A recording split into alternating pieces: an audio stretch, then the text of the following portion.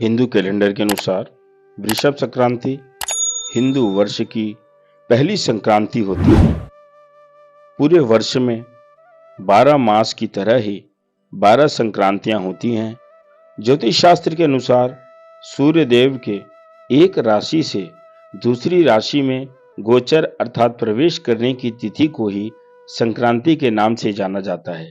एक बार पुनः रिपीट कर रहा हूं मैं कि संक्रांति किसे कहते हैं।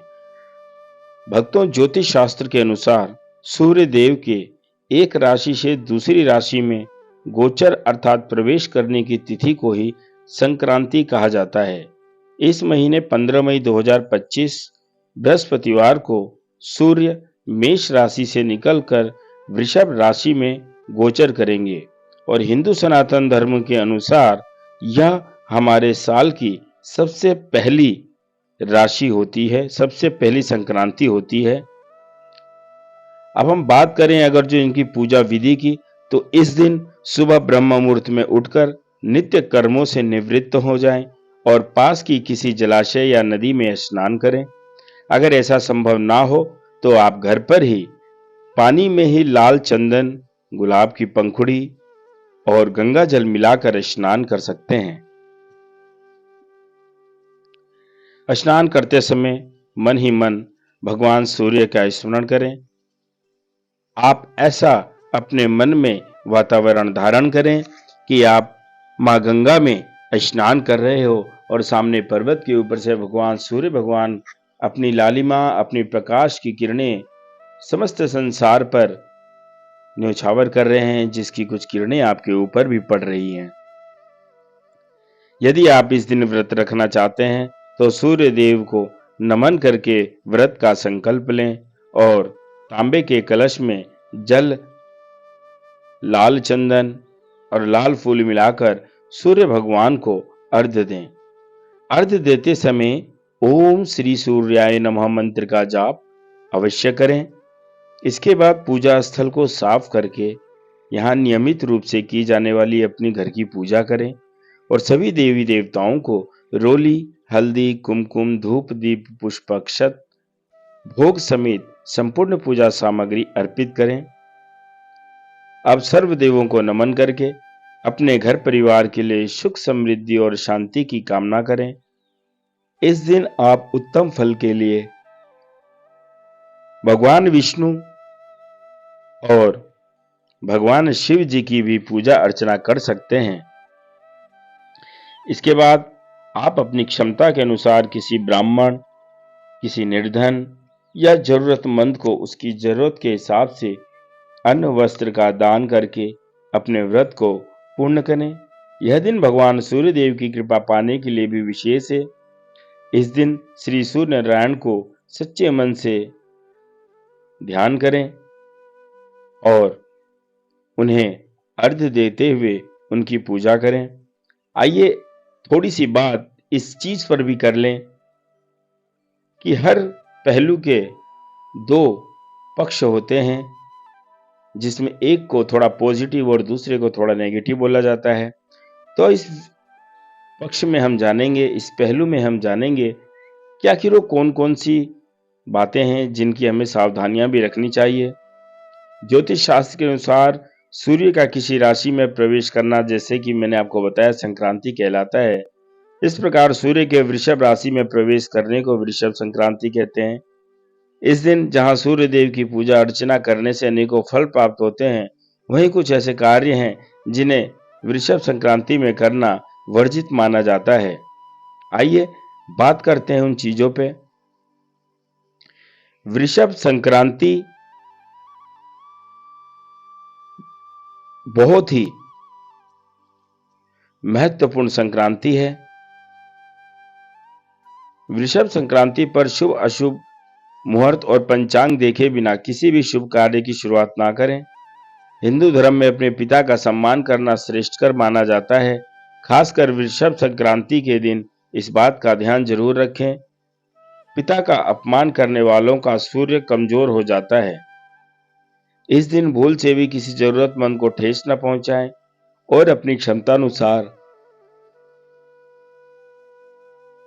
दान अवश्य करें। वृषभ संक्रांति के दिन सूर्योदय के बाद देर तक सोना अशुभ फलों की प्राप्ति और बाधा का कारक बनता है। इस दिन थोड़ा जल्दी उठें और अपने नित्य कर्मों से निवृत्त होकर स्नान आदि कर भगवान सूर्य का ध्यान अवश्य करें, क्योंकि भगवान सूर्य समस्त संसार को ऊर्जा प्रदान करते हैं। साल के प्रत्येक महीने में आने वाली संक्रांति का अपना विशेष महत्व होता है। आइए इस वीडियो में हम जानते हैं वृषभ संक्रांति का महत्व क्या है, आखिर क्यों मनाई जाती है। भक्तों, हिंदू कैलेंडर में वृषभ संक्रांति को वर्ष में आने वाली पहली संक्रांति माना जाता है। हर माह सूर्य देवता अपना स्थान परिवर्तन कर एक नई राशि में प्रवेश करते हैं। इसी तरह ज्येष्ठ माह में सूर्य वृषभ राशि में प्रवेश करेंगे, जिसे वृषभ संक्रांति के नाम से मनाया जाएगा। वृषभ संक्रांत बैल और बैल नंदी भगवान शिव का वाहन है, इसलिए वृषभ संक्रांति पर नंदी महाराज पर जल चढ़ाना बहुत फलदायी होता है। हिंदू शास्त्रों में वृषभ संक्रांति बहुत महत्वपूर्ण मानी जाती है। इस दिन व्रत रखना, सूर्य देव की पूजा अर्चना करना और दान करना अत्यंत फलदायी होता है। जो लोग अपनी कुंडली में सूर्य से उत्पन्न हो रहे दोषों से पीड़ित हैं, उन्हें वृषभ संक्रांति पर सूर्य देव की पूजा जरूर करनी चाहिए। इससे उनके जीवन में नौकरी, व्यवसाय और पिता से संबंधित बाधाएं कम होती हैं। आइए अंत में हम बात कर लेते हैं इसके लाभों की।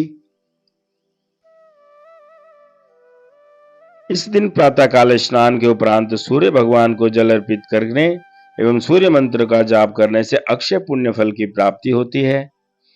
इस संक्रांति पर भगवान विष्णु और लक्ष्मी जी की पूजा से मनोवांछित फल प्राप्त होता है।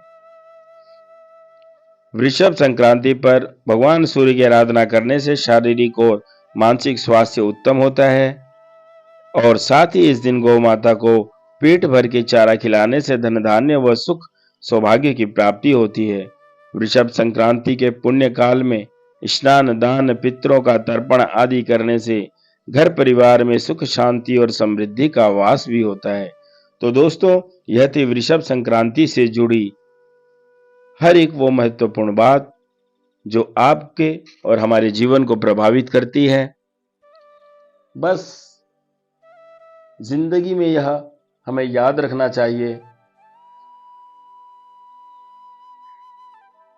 कि जब भी हम किसी इष्ट देव या देवी देवता की पूजा करते हैं तो अपने गुरु को सबसे पहले जरूर ध्यान करें, क्योंकि कबीरदास जी कहते हैं, गुरु गोविंद दोऊ खड़े काके लागू पाए, बलिहारी गुरु आपने जिन गोविंद दियो बताए।